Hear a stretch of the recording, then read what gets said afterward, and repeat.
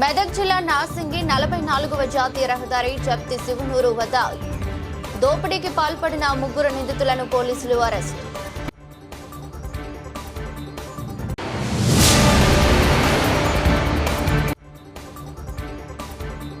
Shamshabad municipality పరిధిలోని అంబేద్కర్ విగ్రహం వద్ద యూత్ కాంగ్రెస్ నాగేంద్ర ఆధ్వర్యంలో నిరసన.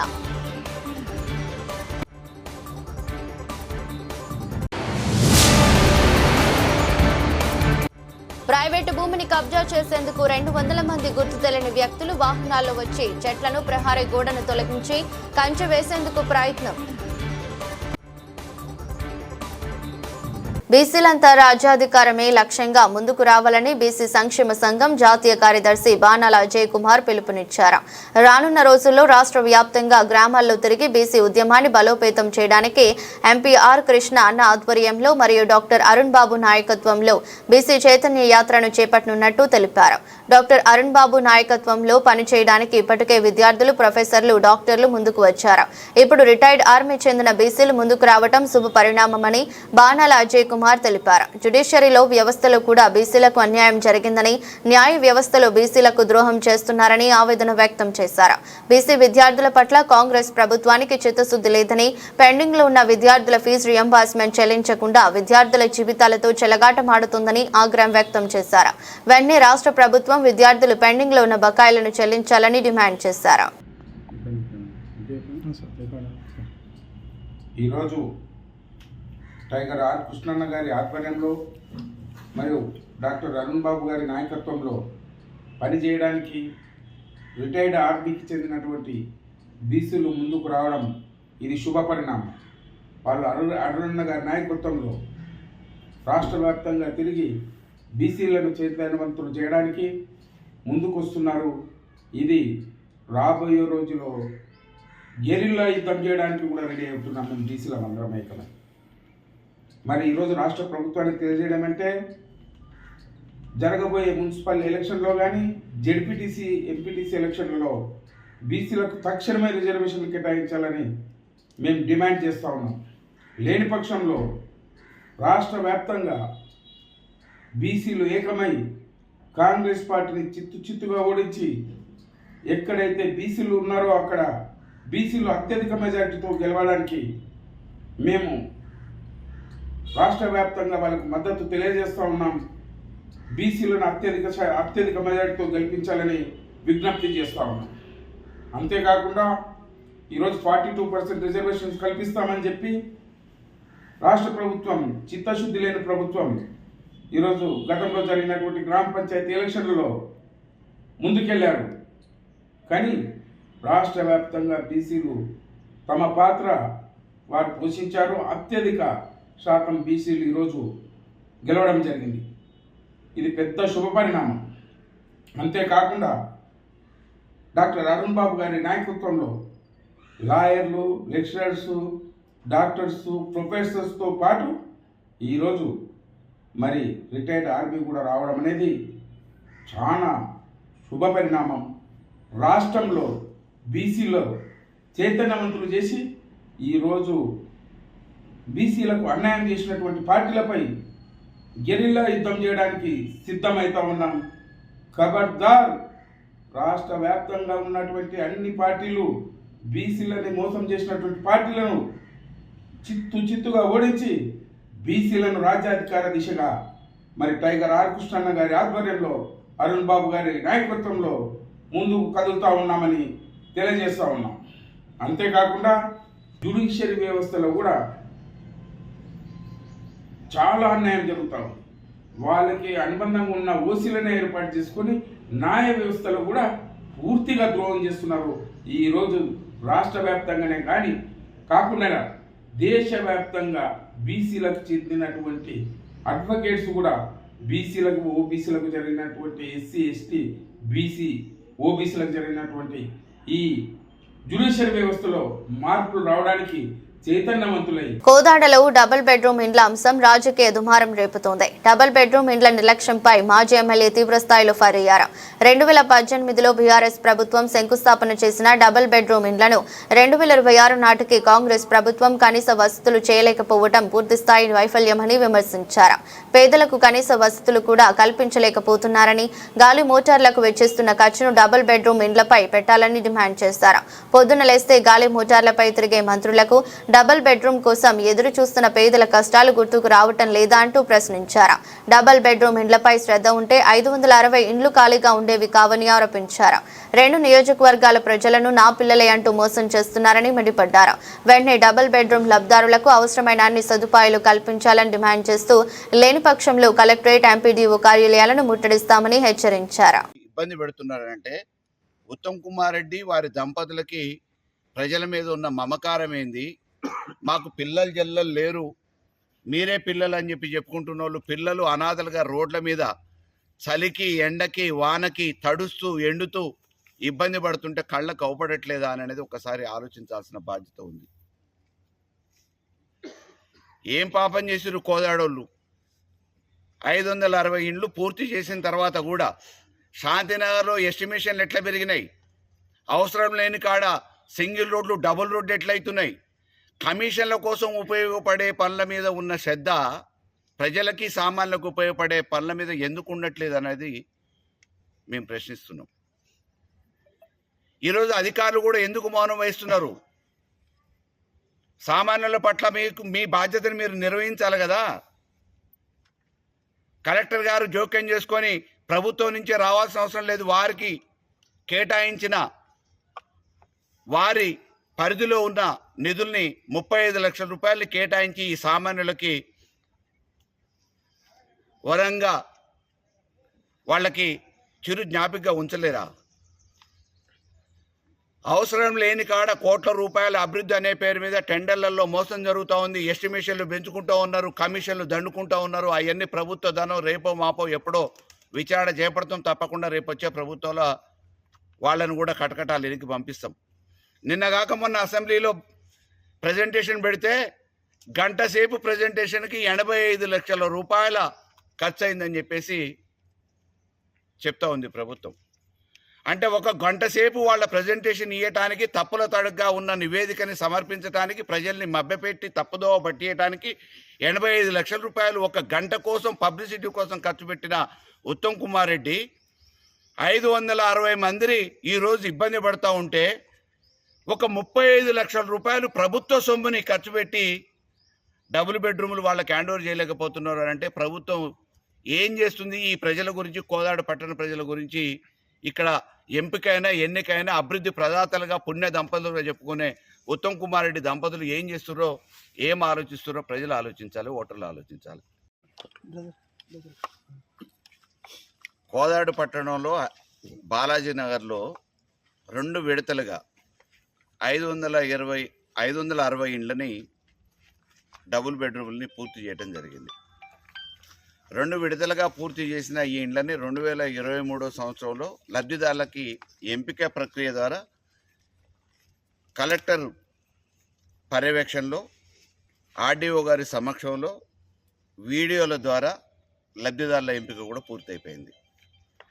పూర్తయిపోయిన లబ్ధిదారుల లిస్టుని అనుకూలంగా వాళ్ళకి ఇండ్లని హ్యాండ్ ఓవర్ చేయాల్సిన అధికారులు గత 2 సంవత్సరాలుగా ఎందుకు జాప్యం చేస్తున్నారు అనేది అంతుబట్టని ప్రశ్న. అధికారుల నుంచి వస్తున్న సమాధానం ఏంటంటే కరెంటు కనెక్షన్ ఒక్కటి ఇచ్చేస్తే అయిపోతుంది, కరెంటు కనెక్షన్ ఇచ్చినాక వాళ్ళకి హ్యాండ్ ఓవర్ చేస్తామని చెప్తా ఉన్నారు.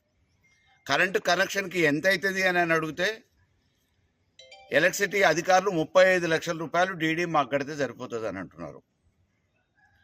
కోట్ల రూపాయల అభివృద్ధి ప్రదాతగా చెప్పుకునే పుణ్య దంపతులు ఉత్తమ్ కుమార్ రెడ్డి దంపతులు ఈ సామాన్యుల మీద ఎందుకింత వివక్ష?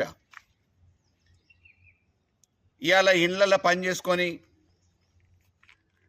రోడ్లు ఊడ్చుకుంటూ సామాన్య జీవితం గడుపుతున్నోళ్ళు తలదాచుకోవడానికి ఇల్లు లేక, కిరాయిలు కట్టలేక నానా అవస్థలు పడుతున్న ఆ సామాన్యుల బాధల్ని అర్థం చేసుకొని తెలంగాణ ప్రభుత్వం, నాటి ముఖ్యమంత్రి గారు సామాన్యుల కళల్ని నిజం చేయడానికి డబుల్ బెడ్రూమ్ పథకాన్ని ప్రజలకు అందించింది.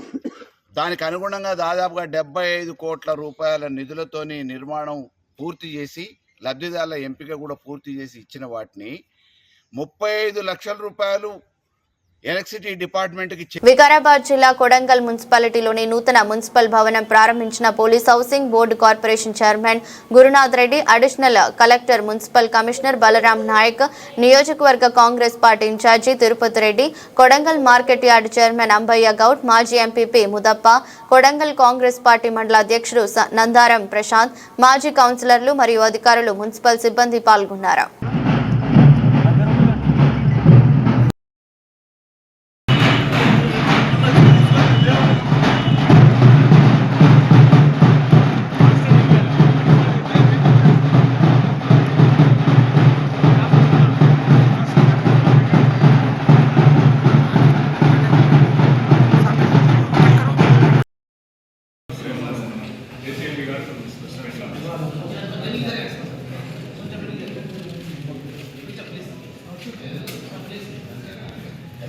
सर्वमंगलमंगले शिवे सर्वार्थसाधके शरण्ये त्र्यंबके गौरी नारायणि नमोस्तुते या प्रणीया फला पुष्पा यास्य पुष्पिने बृहस्पतिसुतास्तानां कुमासः या प्रणीया फला पुष्पा यास्य पुष्पिने बृहस्पतिसुतास्तानां कुमासः क्षेत्रस्य पदनामयं चित्तेन मदयासि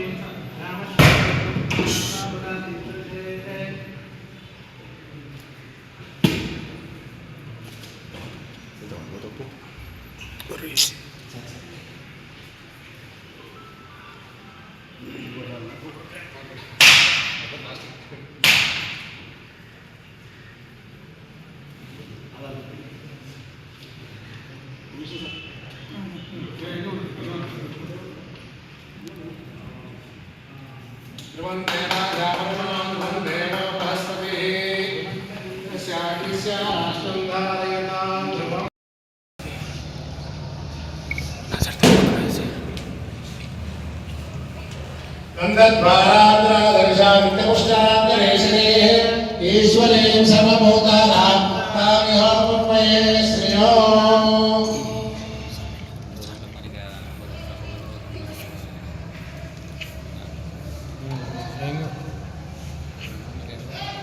सर्वमंगलमंगले शिवे सर्वार्थसाधके शरण्ये त्र्यंबके देवी नारायणि नमोस्तुते अंदर कुड़ियां वितरण लोगोंकी अंदर कुड़ियां वितरण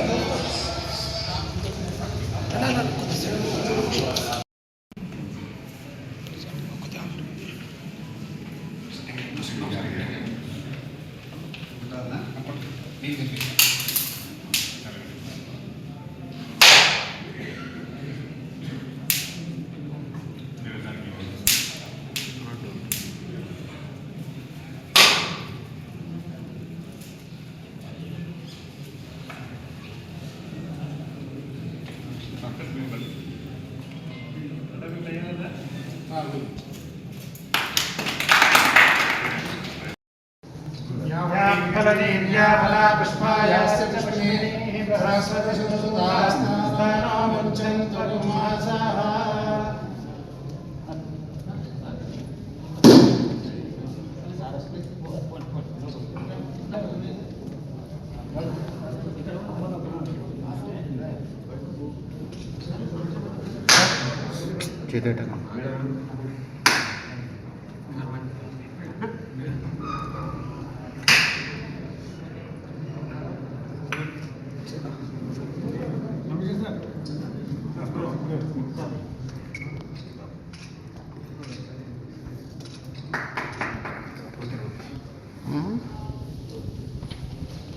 సాలూరు పట్నం శివాలయానికి వెళ్లే దారిలో బుధవారం శ్రీ సీతారామ కళ్యాణ మండపంలో రిటైర్డ్ ఎక్సైజ్ సూపరింటెండెంట్ చింతగడ దాసు సతీమణి సింగారపు నక్షత్రం పదవి విరమణ వేడుకను ఘనంగా నిర్వహించారు. ఎందరో విద్యార్థులను ఉన్నత స్థాయికి తీసుకెళ్లిన ఉపాధ్యాయురాలి సేవలు ఎనలేనివని అన్నారు. తదుపరి దంపతులకు గజమాలలు వేసి సత్కరించి మాజీ ఉప ముఖ్యమంత్రి రాజన్న దొర చిరు జ్ఞాపిక అందజేశారు. కార్యక్రమంలో విద్యాశాఖ అధికారులు, ఉపాధ్యాయులు, విద్యార్థులు అధిక సంఖ్యలో పాల్గొన్నారు. దొరగారి గురించి కూడా ఒక మాట చెప్తాను. చెప్పాలి కదా మరి. అంటే what is that I can say. నేను హైదరాబాద్లో ఉన్నా లేదా ఢిల్లీలో ఉన్నా ఎక్కడున్నా ఈయన ప్రసక్తి వచ్చేది. Because is a political figure. ఆయన పొలిటికల్ ఉన్నా కాబట్టి సాల్వ్ అనగానే రాజేంద్ర ఈజ్ మై ఫ్రెండ్ అయినా. So proudly I use to tell. ఎందుకనేవాడంటే ప్రౌడ్గా ఒక మాట చెప్పి చూపిస్తాను. ఇప్పుడు మన జిల్లా తీసుకుంటాం. మన జిల్లాలో రాజులు ఉన్నారు. చాలా పెద్ద అశోక్ గజపతిరాజు గారు లేదా కిషోర్ చంద్ర దేవ్ గారు, ఆయన పెద్ద.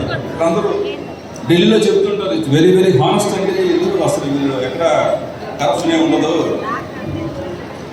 నేను చెప్పేవాడు జమీందారులు రాజులు హానెస్ట్ ఉండడం పెద్ద పేరు కాదయా, ఎందుకంటే వాళ్ళకి వేల కోట్ల ఆస్తులు ఉన్నాయి. బట్ మా ఫ్రెండ్ మా రాజన్న ద్వారా honest. So is greater than all things. So అంటే చాలాసార్లు నిజమే show me one corruption scandal against my friend అన్నాడు ఛాలెంజ్. సో దట్ నేను అందుకనే చాలా గర్వంగా ఆయన కూడా తెలిసి ఇద్దరే యూనివర్సిటీ ఫ్రెండ్స్. యూనివర్సిటీలో పై రూమ్లో ఉంటే కింద రూమ్లో ఉండేవాడు. చిన్న బ్యాగ్ వేసుకుని బాగా ఉండేవాడు, పనిచేసేవాడు ఎక్కడైనా. అప్పటి నుంచి కూడా క్రమశిక్షణలో ఉండేవాడు. వెరీ డిసిప్లిన్ మ్యాన్, మంచివాడు. సో ఇటువంటి వ్యక్తి నా ఫ్రెండ్ అని చెప్పడానికి ఐ ఫీల్ ప్రౌడ్. ఈ సమావేశానికి ఆయన వచ్చినందుకు ఇంకే యాక్చువల్గా ప్రోగ్రామ్స్ ఉన్నాయి. ఆ ప్రోగ్రామ్స్ అన్ని క్యాన్సిల్ చేసుకొని ఈరోజు నా ఫ్రెండ్ కార్యక్రమం ఉంది, నా ఫ్రెండ్ వెళ్ళాలని చెప్పేసి అవన్నీ క్యాన్సిల్ చేసుకొని వచ్చినందుకు నా ఫ్రెండ్కి నేను థ్యాంక్స్ చెప్పాల్సిన అవసరం లేదు. Because is the friend. So ఇది వచ్చినందుకు మీ అందరికీ కూడా రాళ్ళు అఘాయిత్యాలు పెరుగుతున్నాయని, కాలంలో నేరాల అదుపులో అందరూ భాగస్వామ్యం కావాలని, తమ వంతు బాధ్యతలను నిర్వర్తించాలని, జాగ్రత్తతో మెలగడం వల్ల మహిళల మీద జరిగే నేరాలను అదుపు చేయవచ్చని వరంగల్ క్రైమ్ ఏసీపీ సదయ్య అన్నారు. వరంగల్లోని ఏవీవీ జూనియర్ కాలేజీలో దాదాపు 200 మంది విద్యార్థినులతో సైబర్ నేరాలు, మహిళలపై జరిగే అత్యాచారాలు, మహిళలపై జరుగుతున్న అఘాయిత్యాల పట్ల అవగాహన కలిగి ఉండాలని కోరారు. ఈ సందర్భంగా వరంగల్ క్రైమ్ ఏసీపీ సదయ్య మాట్లాడుతూ అమ్మాయిలు ఫేస్బుక్, ఇన్స్టాగ్రామ్, స్నాప్చాట్, టెలిగ్రామ్ లాంటి సోషల్ మీడియా వ్యక్తిగత ఫోటోలు, వివరాలు పంచుకోవడంలో జాగ్రత్త వహించాలని, సైబర్ నేరాలపై ఒంటరిగా మహిళలు తెలియని ప్రదేశాలకు ప్రయాణం చేయవలసి వచ్చినప్పుడు అందరూ టీసేఫ్ యాప్ని ఉపయోగించుకోవాలని, టీసేఫ్ యాప్పై అవగాహన కలిగి ఉండాలని, ఉద్యోగాలు చేసే మహిళలకు తాము పనిచేసే ప్రదేశాలలో అసభ్యకరంగా ప్రవర్తించే వారి పట్ల, ఆకతాయిల పట్ల జాగ్రత్తగా ఉండాలని, గుర్తు తెలియని వారితో తమ వ్యక్తిగత విషయాలను పంచుకోరాదని తెలిపారు. ఇక్కడ వచ్చినాక మనకు ఏ డ్రెస్ పడితే ఆ డ్రెస్ తీసుకొని రావడం అనేది స్టార్ట్ అవుతుంది. సో అంటే స్వేచ్ఛ ఎక్కువ వచ్చే అవకాశం ఉంటుంది. దాంతో ఏమైందంటే ఫ్రెండ్షిప్ పెంచుకోవడానికి ప్రయత్నాలు చేస్తుంటారు బాయ్స్ అంతా. బాయ్స్ ఫ్రెండ్షిప్ చేసేటప్పుడు మంచిగా ఫ్రెండ్లీ చేసినప్పుడు పర్వాలేదు, కానీ కాస్త ఎబ్బెట్గా మాట్లాడినా, టీచ్ చేసినట్టు మాట్లాడినా, ద్వంద్వ అర్థాలతో మాట్లాడినా కూడా మీరు క్యాచ్ చేయాల్సిన అవసరం ఉంటుంది. మనము ఫస్ట్ స్టేజ్లోనే క్యాచ్ చేయకపోతే అవన్నీ ఎన్నెన్న కూడా ఏమంటలేదు పడుతుంది కదా, ఇంకొంచెం అడ్వాన్స్ అవుదాం, కొంచెం అడ్వాన్స్ అవుదామని చెప్పి అడ్వాంటేజ్ తీసుకొని ముందుకు వెళ్ళే స్టేజ్కి వస్తుంది. ఆ స్టేజ్కి వచ్చినప్పుడు మనం తట్టుకోలేని పరిస్థితులు ఉంటుంది, ఎవరికి మీరు చెప్పుకోలేని పరిస్థితులు ఉంటుంది. అలాంటి పరిస్థితుల్లోనే ఈ షీటీం అనేది మీకు అండగా ఉంటుందని చెప్పడానికి నేను ప్రయత్నం చేస్తున్నా. ప్రతి ఒక్కరి దగ్గర షీటీం నెంబర్ ఉంటే చాలా బెస్ట్. ఆ నెంబర్కి మీరు మెసేజ్ పెడితే మీకు ఏ ప్రాబ్లం వచ్చినా కూడా దాన్ని సీక్రెట్గా ఎంక్వైరీ చేసే అవకాశం ఉంటుంది. మిమ్మల్ని పోలీస్ స్టేషన్ పిలవడం, పోలీస్ స్టేషన్ షీటీం ఆఫీస్ అనేది పోలీస్ స్టేషన్ లాగా ఫంక్షనింగ్ ఉండదు, ఆ సీక్రెట్ ప్లేస్లో ఉంటుంది. సో అక్కడికి వేరే వాళ్ళు ఎవరు రారు, జనరల్ పీపుల్. ఒకవేళ మీరు ఏదన్నా ప్రాబ్లం ఉంటే వస్తే మీరు మాత్రమే ఉంటారు.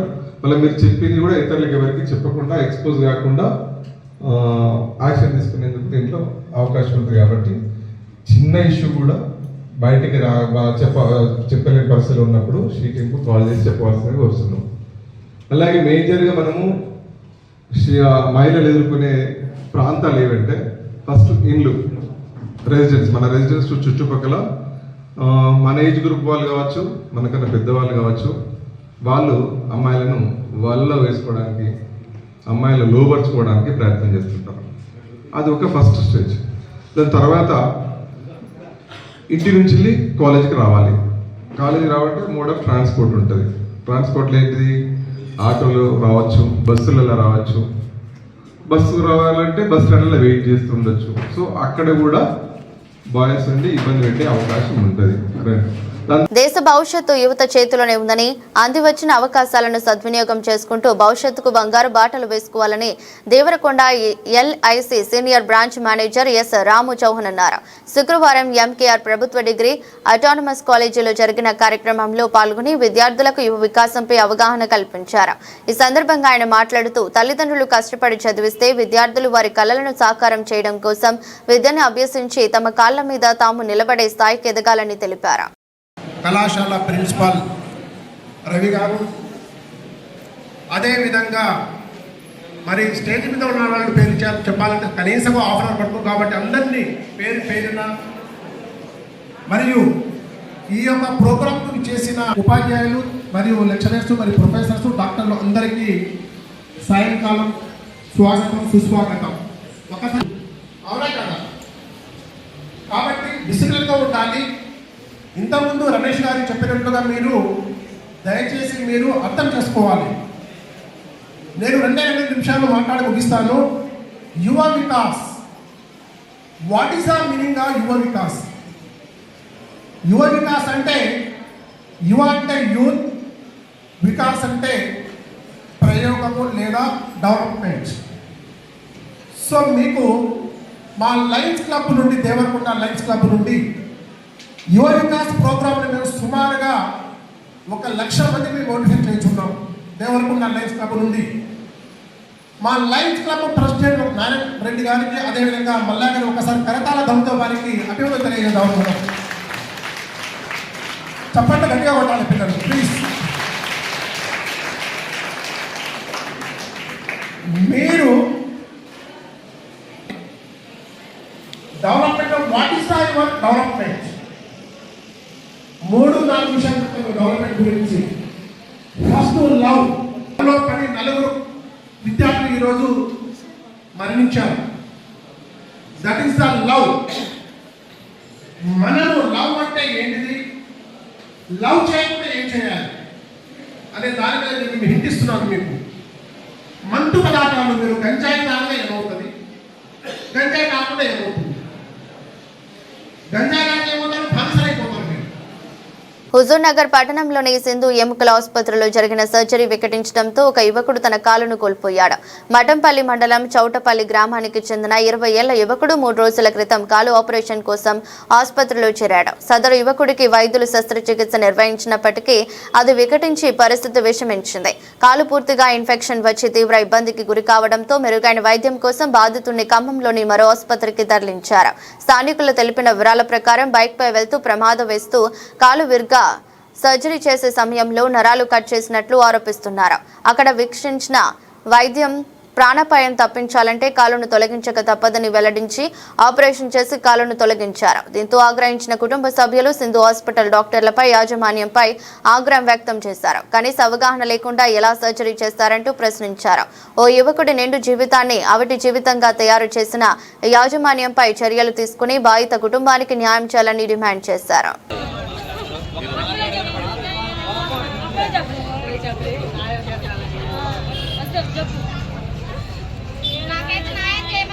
ఏం జరిగింది వాయిస్ వాయిస్ పెట్టుకుని వార్త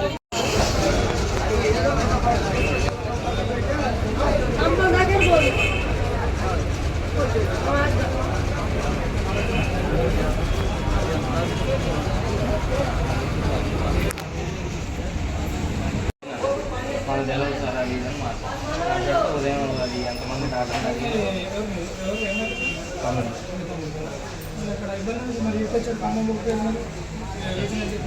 ఇక్కడ అడిగిన నొప్పి లేకుందంటే ఒక మధ్యాహ్నం ట్యాబ్లెట్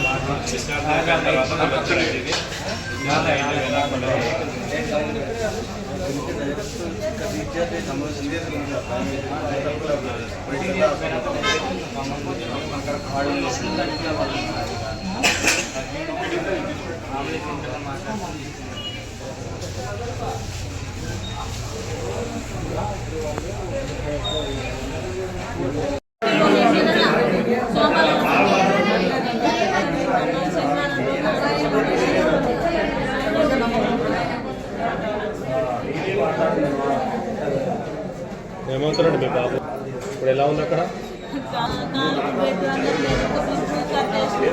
అక్కడ డాక్టర్ ఏమన్నాడు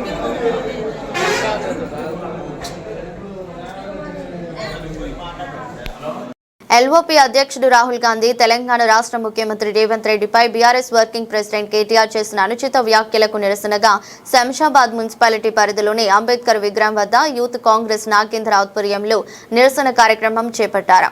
కేటీఆర్ దిష్టిబొమ్మను ఉరితీసి శవయాత్ర చేసి నిరసన తెలిపారు. మరోమారు రాహుల్ గాంధీపై రేవంత్ రెడ్డిపై విమర్శలు చేస్తే బీఆర్ఎస్ భవన్ ను ముట్టడిస్తామని హెచ్చరించారు.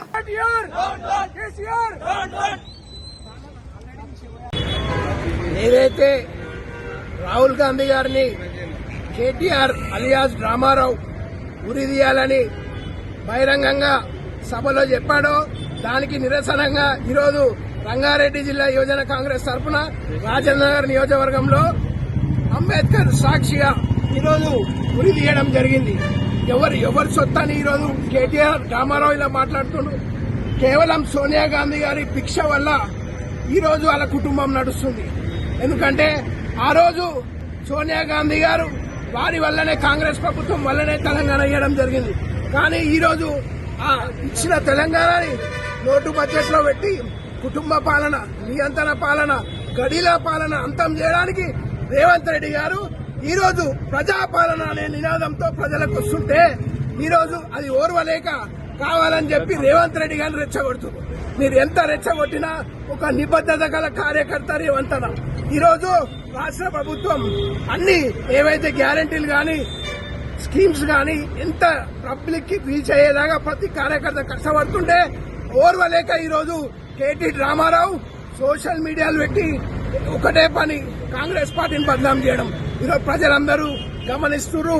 రేవంత్ అన్న ఏ విధంగా అయితే ప్రజలకి ప్రతి ఒక్క స్కీమ్స్ గాని అర్హులైన వారికి అన్ని గడపకు చేరేటట్టు మాలాంటి యువజన కాంగ్రెస్ నాయకులని అనునిత్యం పబ్లిక్ లో ఉంటూ పని చేపిస్తున్నారు. ఇది ఓర్వలేని రేవంత్ రెడ్డి, ఇది ఓర్వలేని కేటీఆర్ పదే పదే సోషల్ మీడియాని దుష్ప్రచారం చేస్తూ కాంగ్రెస్ పార్టీని నువ్వెంతాన్ని బతికెంతరా, మీ అయ్యాడ కాల్మొక్త తెలంగాణ వచ్చింది, మాలాంటి కార్యకర్తలు కొట్లాడుతూ తెలంగాణ వచ్చింది, ఉద్యమకారులు కొట్లాడుతూ తెలంగాణ వచ్చింది. వచ్చిన తెలంగాణ నాశనం పట్టిన బీఆర్ఎస్ ప్రభుత్వం ఈరోజు అలా కుటుంబాలకు అందరికీ జాబులున్నాయి. ఏదైతే వార్తలు ముగించే ముందు మరోసారి హెడ్లైన్స్. మెదక్ జిల్లా నార్సింగి 44వ జాతీయ రహదారి జప్తి శివనూరు వద్ద దోపిడీకి పాల్పడిన 3 నిందితులను పోలీసులు అరెస్ట్.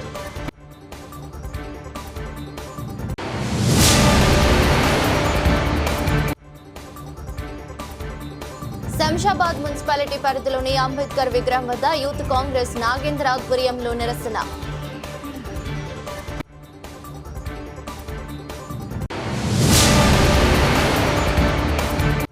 ప్రైవేటు భూమిని కబ్జా చేసేందుకు 200 మంది గుర్తు తెలియని వ్యక్తులు వాహనాల్లో వచ్చి చెట్లను, ప్రహరీ గోడను తొలగించి కంచె వేసేందుకు ప్రయత్నం. ఇది బులెటిన్. మరో బులెటిన్లో మళ్ళీ కలుద్దాం. అంతవరకు సెలవు. నమస్కారం.